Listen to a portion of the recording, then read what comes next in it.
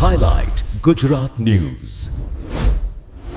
ચીને artificial intelligence માટે વધતી ઉર્જા જરૂરિયાતોને પહોંચી વળવા દુનિયાનું પહેલું અંડરવોટર એઆઈ ડેટા સેન્ટર શરૂ કર્યું છે. શાંઘાઈના લિંગાંગ સ્પેશિયલ એરિયા નજીક સમુદ્રમાં બનાવવામાં આવેલું આ ડેટા સેન્ટર પવન ઉર્જા અને સમુદ્રના ઠંડા પાણીનો ઉપયોગ કરીને સર્વર્સ ચલાવે છે. મળતી માહિતી અનુસાર આ પ્રોજેક્ટમાં લગભગ 2000 સર્વર્સ પ્રેશર રેઝિસ્ટન્ટ અંડરવોટર મોડ્યુલ્સમાં સ્થાપિત કરવામાં આવ્યા છે, જેને AI model training, big data processing અને ચીનના સ્થાનિક લાર્જ લેંગ્વેજ મોડલ્સ માટે ઉપયોગમાં લેવામાં આવશે. આ સમગ્ર પ્રોજેક્ટની કુલ ક્ષમતા 24 મેગાવોટ સુધી પહોંચશે. આ ડેટા સેન્ટરની સૌથી મોટી વિશેષતા તેનું કુલિંગ સિસ્ટમ છે.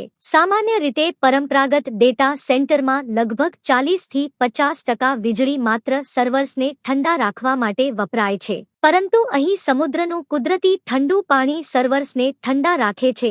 ઉલ્લેખનીય છે કે જેટલો પીયુઈ ઓછો હોય તેટલી ઉર્જાનો વધુ ભાગ સીધો કમ્પ્યુટિંગ માટે વપરાય છે અને ઓછો ભાગ કુલિંગ તથા અન્ય સપોર્ટ સિસ્ટમ્સ માટે જાય છે.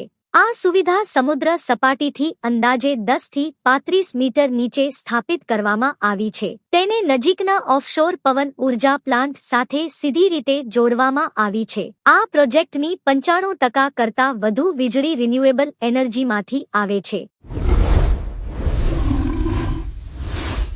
Highlight Gujarat News.